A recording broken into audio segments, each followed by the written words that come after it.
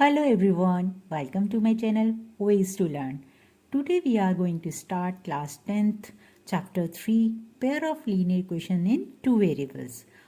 आज हम exercise 3.1 question number 6 से start करेंगे. Right, now read question 6.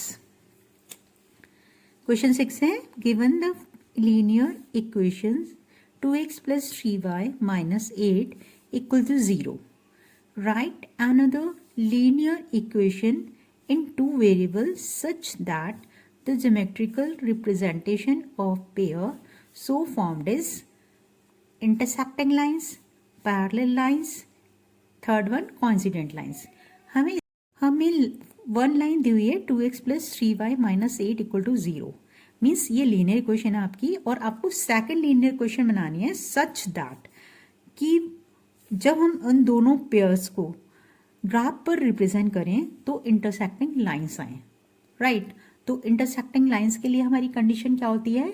a1 upon a2 not equal to b1 upon b2. तो हमें ये इक्वेशन के साथ साथ दूसरी इक्वेशन बनानी है जिससे कि हमारा ज्योमेट्रिकल रिप्रेजेंटेशन इंटरसेक्टिंग लाइन आए. राइट, तो फॉर्म करते हैं. अब देखते हैं इसमें हम a1 तो हमें 2 दिया हुआ है, a2 क्या लें? a2 हम ले लेते हैं 4.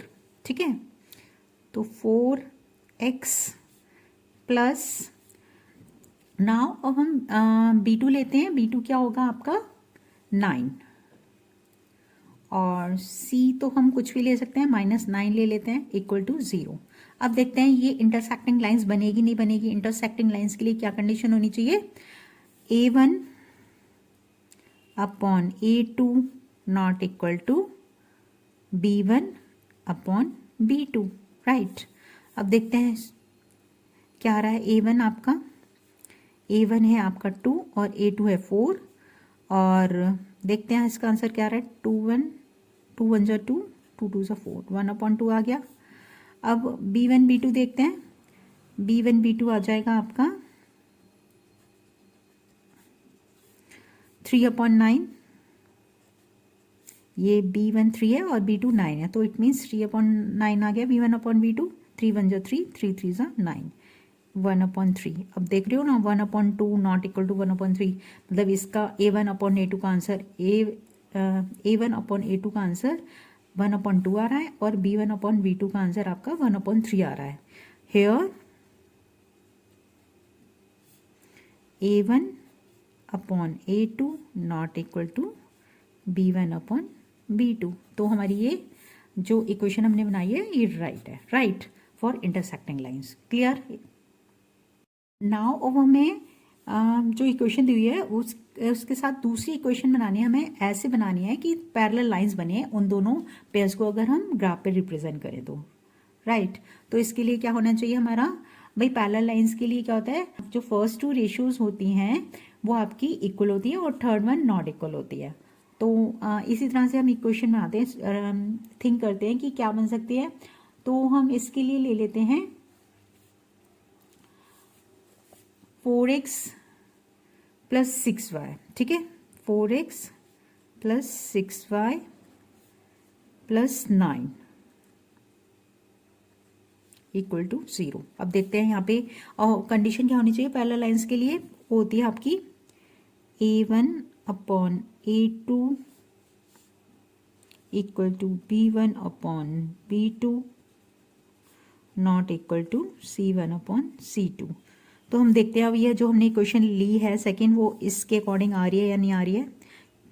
तो a1 a2 का आंसर क्या आ रहा है 2 अपॉन 4 यानी 2 1 जा 2 2 2 जा 4.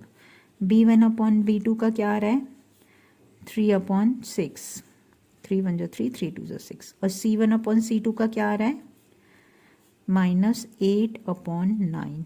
राइट, अभी देखो 1 अपॉन 2 1 अपॉन 2 आ रहा है यानी इक्वल हो गया और ये -8 अपॉन 9 आ रहा है जो कि इन दोनों की इक्वल नहीं है. तो इट मीन्स हमारी इक्वेशन ये जो हमने बनाई है वो राइट है. क्लियर कि कैसे बनानी है? आपने देखा कि हमें कुछ मतलब जो पैरेलल लाइंस के लिए जो कंडीशन होती है उसके अकॉर्डिंग हमें सोचना पड़ता है कि हम a1 क्या लें, a2 क्या लें और c2 क्या लें. क्लियर? नाउ अब हमें कॉन्सिडेंट लाइन्स के लिए दूसरी इक्वेशन बनानी है। वन तो हमें दी हुई है 2x plus 3y minus 8 equal to 0, ये फर्स्ट लीनियर इक्वेशन दी हुई है, हमें सेकंड बनानी है। और ऐसे बनानी है कि वो जो हम दोनों पेयर्स को रिप्रेजेंट करें ग्राफ पे तो ये कॉन्सिडेंट लाइन्स आए। तो इसके लिए पहले देखते हैं कि कॉन्सिडेंट लाइन्स के लिए क्या कंडीशन होती है। कॉन्सिडेंट लाइन्स के लिए a1 upon a2 equal to b1 upon b2 equal to C1 upon C2, ये तीनों रेशो आपको इक्वल लानी होती है, ठीक है, कॉन्सिडेंट लाइंस के लिए। तो हम इसके अकॉर्डिंग हम सेकंड जो लाइन बनानी है हमें, यानी लीनियर इक्वेशन लेनी है, वो इसके अकॉर्डिंग बनानी है। तो A1 A2 या A2 क्या सोचें हम, A2 सोचते हैं 4x, ठीक है, और इसको ले लेते हैं 6y और इसको ले लेते हैं हम 16, राइट। तो अब देखते हैं ये हमने जो बनाई है वो इसके अकॉर्डिंग आ रही है या नहीं आ रही है, देखते हैं। A1 A2 की वैल्यू देखते हैं क्या आ रही है, 2 अपॉन 4, 2 1 जा 2, 2 2 जा 4। B1 अपॉन B2 देखते हैं, B1 अपॉन B2 आएगा 3 अपॉन 6, 3 1 जा 3, 3 2 जा 6। अब C1 अपॉन C2 देखते हैं, C1 अपॉन C2 है माइनस 8 अपॉन माइनस 16, यानी ये 8 1 जा 8, 8 2 जा 16, यानी 1/2। तीनों रेशो सेम आ रही हैं, तो हमारी ये कंडीशन फुलफिल हो रही है ना। इट मीन्स जो हमने इक्वेशन बनाई है वो बिल्कुल राइट है। तो समझ आ गया हमने कैसे इक्वेशंस बनानी है। अगर हमें एक इक्वेशन दी हो और कंडीशन दी हो कि भाई इंटरसेक्टिंग लाइंस बननी चाहिए, पैरेलल लाइन आनी चाहिए और कॉन्सिडेंट लाइन आनी चाहिए, तो उसके अकॉर्डिंग हम कंडीशन को देखते हुए बना लेते हैं सेकेंड लीनियर इक्वेशन को, right. Clear, understood. I hope आपको क्वेश्चन 6 अच्छे से क्लियर हो गया होगा। अगर नहीं हुआ है तो please watch the video again, as practice makes a man perfect. Now अब हम क्वेश्चन 7 करेंगे। Let's read question 7। Draw the graphs of the equations x minus y plus 1 equal to 0 and 3x plus 2y minus 12 equal to 0. Determine the coordinates of the vertices of the triangle formed by these lines and the x-axis and shade the triangular region. इस question में हमें x minus y plus 1 equal to 0 and 3x plus 2y minus 12 equal to 0, ये 2 equations हुई हैं, इनका हमें graph paper पे graph draw करना है। अब ये जो 2 इक्वेशंस हैं ग्राफ पेपर पे x एक्सिस के बाद एक ट्रायंगल फॉर्म करेंगी, ठीक है। उन्होंने बोला है कि ट्रायंगल बनने वाला है, उस ट्रायंगल के आपको वर्टेक्सेस निकालने हैं and shade the area of triangular region, और जो आपका ट्रायंगल बनेगा उसको शेड करना है, यानी ट्रायंगुलर रीजन को शेड करना है, right. Now equation first equation लेते हैं हम, x minus y plus 1 equal to 0। अब फिर इसे हम y की फॉर्म में लिख लेते हैं, ठीक है। तो y इज इक्वल टू क्या होगा, ये माइनस वाई 0 की राइट हैंड साइड जाएगा तो ये इसका साइन चेंज हो जाएगा, माइनस का प्लस हो जाएगा, राइट। और ये क्या रहेगा, x प्लस 1, x, तो y equal to x plus 1 हमने लिख लिया, राइट। तो हम क्या करते हैं, x की वैल्यू पुट करते हैं 0, तो y निकाल लेते हैं क्या आएगा, राइट। तो हम x की जगह 0 पुट करते हैं, ठीक है। तो 0 प्लस 1 इक्वल टू क्या आ गया आपका 1, y की वैल्यू 1 आ गई। नाउ अब हम y की वैल्यू 0 पुट करते हैं, ठीक है, इस इक्वेशन में। तो 0 is equal to x plus 1 और x इज इक्वल टू क्या आ जाएगा आपका -1। तो हम क्या लिख लेते हैं, x की वैल्यू -1, यानी एक बार हम x की वैल्यू 0 पुट करेंगे और सेकेंड वैल्यू के लिए y इक्वल टू 0 पुट करेंगे। तो y पुट करेंगे तो x आ जाएगा और x पुट करते हैं तो y आ जाता है, राइट। तो हमारी ये दोनों वैल्यूज आ गई, आपको समझ आ गई। नाउ अब हम सेकेंड इक्वेशन लेते हैं, 3x plus 2y minus 12, 3x plus 2y minus 12 equal to 0। अब इसका भी हम क्या करते हैं, y की वैल्यू निकाल लेते हैं। 2y equal to 12 minus 3x, right. तो y क्या हो जाएगा, 12 माइनस 3x अपॉन 2, राइट। अब हम क्या करते हैं, x की वैल्यू 0 पुट करते हैं, x की वैल्यू 0 पुट करते हैं तो 12 माइनस ये पूरा पार्ट 0 हो जाएगा अपॉन 2, तो क्या आ जाएगा, ये 12 अपॉन 2, ये पूरा पार्ट 0 हो जाएगा, 3 इंटू 0 0, ठीक है। तो क्या आ जाएगा, 2 6 12, यानी 0 पुट करने थे y की वैल्यू 6 आ गई, राइट। हमने जब x 0 पुट किया तो y की वैल्यू क्या आ गई, 6। हमने लिख लिया 6, राइट। नाउ अब हम y 0 पुट करते हैं। y की जगह 0 पुट कर लिया। 12 माइनस 3x अपॉन 2, ये 2 इधर जाके 0 हो जाएगा। 12 माइनस 3x, तो क्या आ जाएगा? इट इम्प्लाइज 3x 0 के लेफ्ट हैंड साइड चला जाएगा, तो माइनस का प्लस हो जाएगा, equal to 12। And x is equal to क्या हो जाएगा? 12 अपॉन 3, 3 4 जा 12, राइट। हमने y 0 पुट किया तो x क्या आ गया आपका? 4, राइट। नाउ अब हम ये सारी वैल्यूज ग्राफ पे प्लॉट करते हैं, यानी नाउ अब हमें x 0 लेना है और y 1 लेना है, यानी 0 ये है और 0 के ऊपर ही स्ट्रेट जाना है हमें y के लिए, ये हमारा होता है 0 1, राइट। नाउ अब हम -1 एंड 0 पुट करते हैं। -1 क्या है? ये है आपका -1, 0 पे 1 ड्रॉ करना था, यानी 0 और ये 1, ठीक है, ये वाला पॉइंट आ गया हमारा। अब -1 एंड 0 लेना है, यानी ये वाला पॉइंट आ गया, तो ये हमारा, ठीक है, ये हमने लाइन ड्रॉ कर दी। ये लाइन है हमारी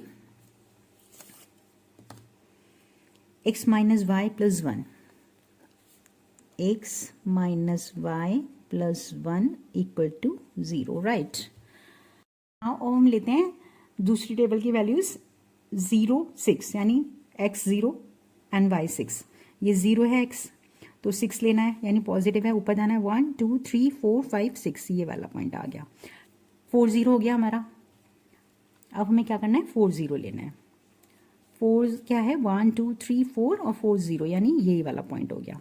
एक हमारा पॉइंट आया था ये और एक ये, इन दोनों को ज्वाइन करते हैं। अब हम इन दोनों पॉइंट्स को ज्वाइन करते हैं,